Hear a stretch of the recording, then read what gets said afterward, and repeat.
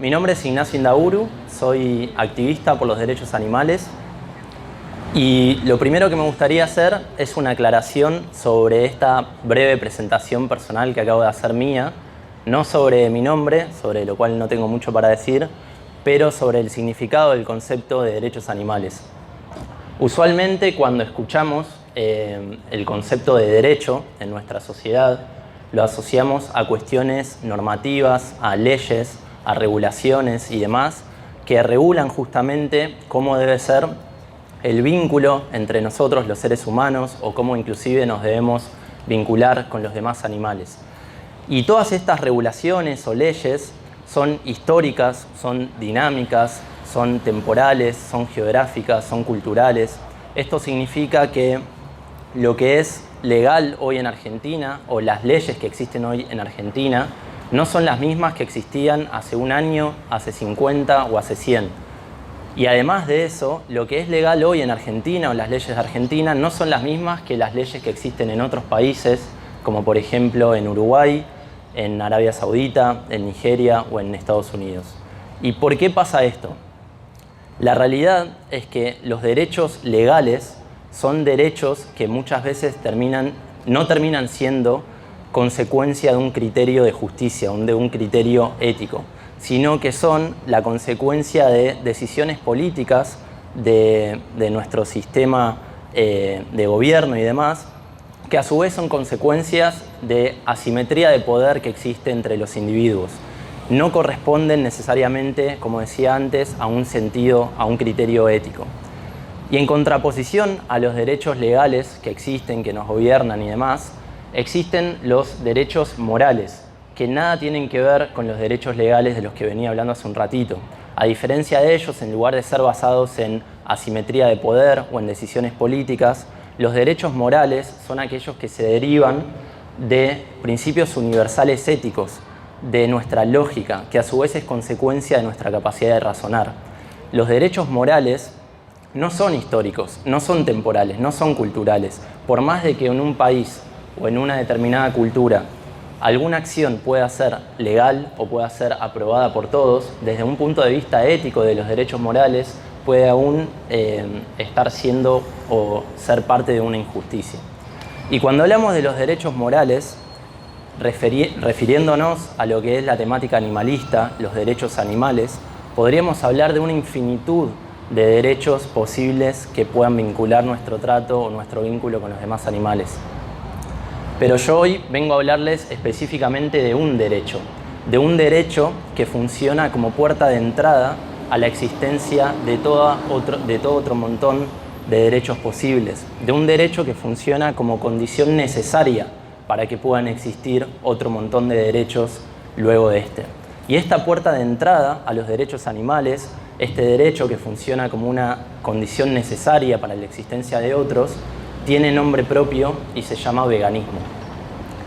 Y les quiero proponer un desafío a ustedes, a quienes estén escuchando, que es que por un ratito, por el tiempo que dure esta charla, hagan el ejercicio, que es un ejercicio bastante difícil de hacer, de olvidarse de todo lo que alguna vez hayan escuchado sobre conceptos como los que vamos a hablar o sobre el mismo concepto de veganismo, porque lamentablemente en nuestra sociedad este tipo de definiciones, como lo que significa el veganismo, han sido históricamente muy tergiversadas. Hay mucha mala información difundida a través de los medios de comunicación, a través de nuestras instituciones y demás, de lo que significa la palabra, de lo que significa el concepto. De hecho, no tengo dudas de que si mismo acá, que estamos en la feria vegana, yo le pregunto a 10 personas diferentes qué significa el veganismo, seguramente escuché 10 definiciones diferentes. Seguramente también en algún momento de sus vidas ustedes habrán escuchado o habrán pensado ustedes mismos cuestiones como que el veganismo es costoso, que el veganismo es caro. ¿Y por qué pensamos en eso? Porque asociamos veganismo a un conjunto de prácticas, a un conjunto de hábitos de consumo. Pensamos el veganismo como una dieta o como una alimentación, y el veganismo no es eso. Entonces, si el veganismo no es algo que se pueda comprar o vender en un mercado como este que está acá, si el veganismo no es algo relacionado con el medio ambiente, si no es algo relacionado con nuestra salud, si el veganismo tampoco habla de maltrato o de reducir el sufrimiento animal, ¿qué es el veganismo? Esa es una de las primeras cosas que debemos comprender y que nos debemos preguntar. El veganismo se refiere a una cuestión ética, a una cuestión ética referida a oponerse a esclavizar a individuos de otras especies, por más de que tengamos el poder de hacerlo y por más de que hacerlo nos pueda conllevar a nosotros un posible beneficio. El veganismo es un movimiento que busca liberar a los demás animales de la dominación humana y busca liberarnos a nosotros, a los seres humanos, de la esclavitud a una falsa creencia, la falsa creencia de que tenemos el derecho moral a utilizar a los demás animales para nuestro propio beneficio, de liberarnos de un dogma que es que los demás animales son instrumentos que existen para satisfacernos. Y todo eso que acabo de decir no son palabras mías, sino que es la definición de Leslie Cross de veganismo, a la cual llegó la Vegan Society hace ya aproximadamente 70 años. Y mi objetivo acá no es simplemente venir y recitar lo que es el veganismo y darles la definición formal, así como decíamos que la definió Leslie Cross, sino que es que entendamos el por qué debemos respetar a los demás animales. No sé si alguien del público se anima a responder esta pregunta por ahí tan sencilla o simple de por qué deberíamos respetar a los demás animales. ¿Alguien quiere hacer una aproximación o responder esto?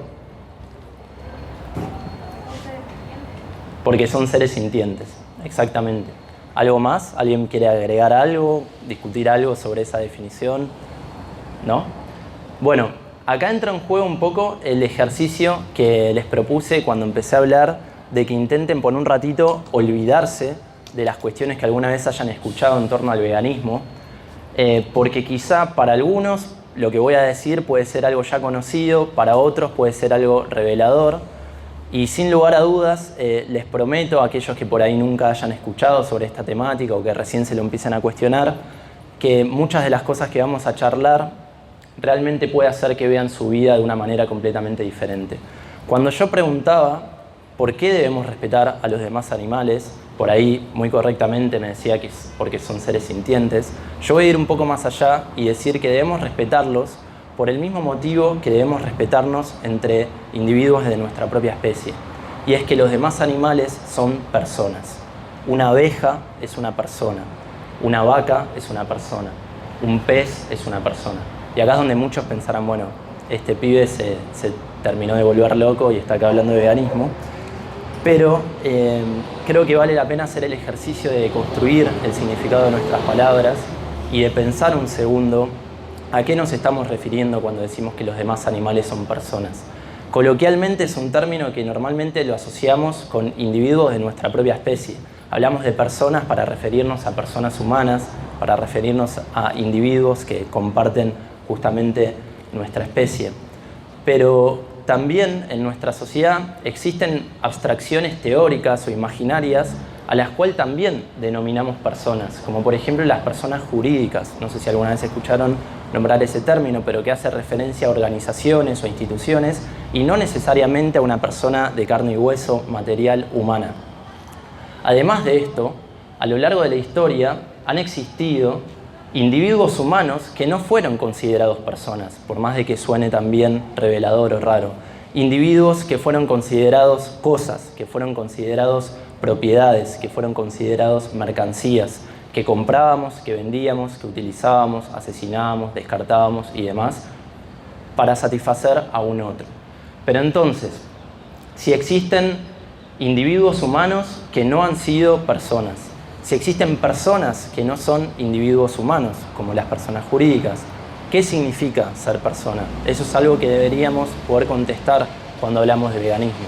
¿Por qué decimos que los demás animales son personas? ¿Por qué decimos que una vaca es una persona?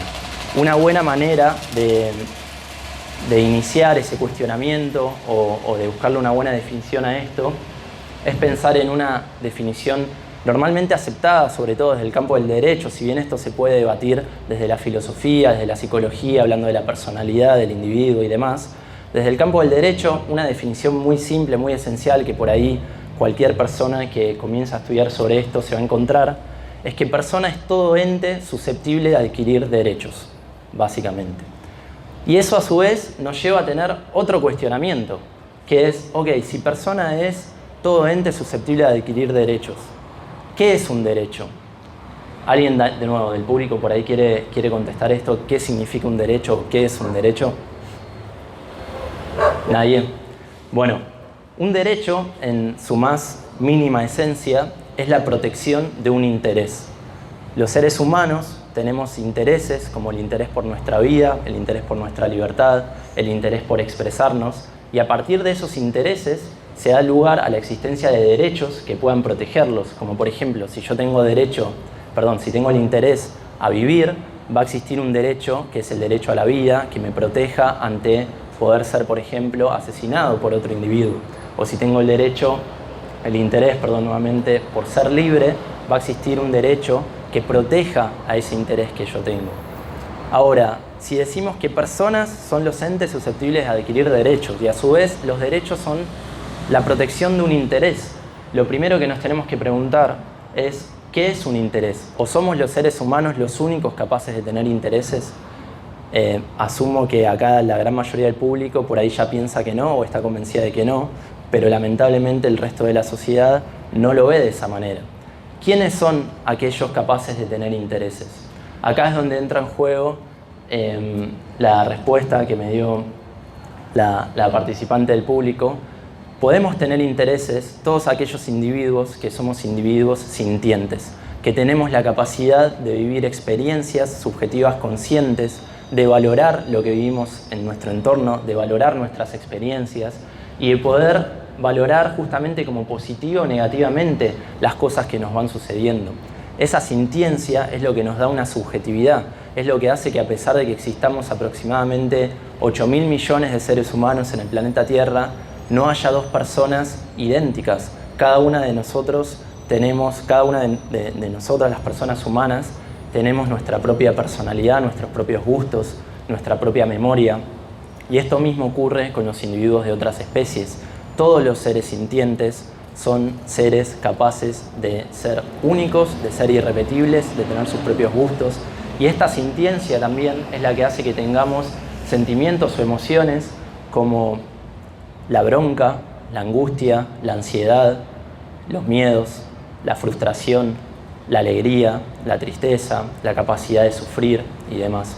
Entonces, si decimos que todos los demás animales también son personas porque son seres sintientes y como tales pueden tener intereses que puedan ser protegidos por un derecho, es decir, que son entes susceptibles de ser protegidos por derechos, lo que nos debemos preguntar también es ¿cuál es esa diferencia que justifica el actual trato o esa asimetría que tenemos en nuestro vínculo con los demás animales?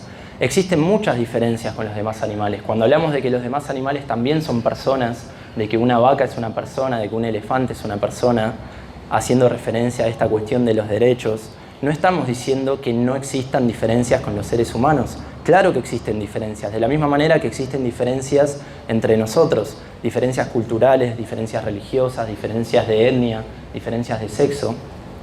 El punto no está en negar esas diferencias, sino en reconocer que son totalmente irrelevantes a la hora de poder considerar a otro individuo y de poder respetarlo. Entonces, haciendo esta desconstrucción en la que vamos como de a poco viendo por qué debemos respetar a los demás animales, por esta cuestión de que son personas, ahora nos queda ver un poco de qué significa respetar. Si decimos que nos debemos respetar porque somos personas, nos debemos contestar también qué significa respetar a un otro. En primer lugar, respetar a alguien significa, como primerísima cosa, reconocer que hay un alguien. Actualmente a los demás animales los consideramos propiedades, los consideramos cosas, no los consideramos individuos y nos vinculamos con ellos de esa manera. Respetar a alguien significa no cosificarlo, independientemente de la manera en la que esa cosificación o esa esclavitud sea llevada adelante. Entonces, respetar a alguien no significa esclavizarlo un poco menos o esclavizarlo solamente los fines de semana o esclavizarlo de una manera más amable para quien está siendo esclavizado. Respetar a alguien significa no esclavizarlo de ninguna manera posible el 100% del tiempo. Con cada una de nuestras acciones, no ser parte de quien está siendo el victimario de que otro individuo sea esclavizado y justamente violentado en cada uno de sus derechos más fundamentales, como los que mencionábamos antes. Entonces, decimos que nos tenemos que respetar porque somos personas, los demás animales también son personas. Hablamos de lo que significa ese respeto y algo que vale la pena preguntarse también es, bueno, ¿cómo llevar adelante ese respeto? ¿Cómo llevar adelante esta cuestión de respetar a los individuos de otras especies por el mero hecho de ser personas? Una primera manera, o una única manera como de entrada, es dejando de financiar todo tipo de servicio o producto que tenga detrás un animal no humano siendo utilizado contra su voluntad. Dejando de financiar cualquier tipo de servicio o producto que tenga detrás a un animal siendo esclavizado, independientemente de la manera en la que esa esclavitud sea llevada adelante. No existen los huevos de gallina felices porque no existe la esclavitud feliz. Así que eso es algo que siempre tenemos que tener presente cuando hablamos de veganismo, que no nos estamos refiriendo a cómo se da la explotación animal y a tener que regularla, sino a tener que abolirla. Repasamos un poco, digamos, por qué nos debemos respetar, cómo llevar este respeto adelante. Y una de las últimas cosas que me gustaría decir es que el veganismo es solamente la puerta de entrada a poder comenzar a respetarnos entre animales humanos y animales no humanos. Es solamente un principio fundamental de justicia referido a no esclavizar a individuos de otras especies. En el pasado esclavizamos a individuos humanos de manera institucionalizada, de manera aceptada por toda la sociedad, basándonos en criterios arbitrarios como podía ser el sexo, el color de piel, la cultura, la religión. Hoy esa esclavitud sigue existiendo, pero sigue existiendo bajo otro criterio arbitrario, que es el criterio de la especie, que como vimos antes no tiene ninguna relevancia para poder y deber respetar a otro individuo. Así que me gustaría terminar con esto, decir que el veganismo es solamente un punto de partida, que es solamente un principio básico de respeto que les debemos a los demás animales. Y para terminar me gustaría también revisar una de las objeciones que mencioné al principio de esta conversación, cuando empecé a hablar de veganismo. Muchas veces está esta noción de que el veganismo es caro, de que el veganismo es costoso. Y la realidad es que creo que debemos cuestionarnos esa frase, y cuestionarnos esa frase nos lleva también a invertirla. El no veganismo es caro. El no veganismo es caro para las víctimas, que son las que pagan con su libertad, las que pagan con su vida, las que pagan con todo lo que ellas tienen para dar. Cuando no existe el veganismo, existe la esclavitud, existe la injusticia y no tenemos ningún justificativo para poder seguir adelante con esa manera de vincularnos con los demás animales. Bueno, muchas gracias.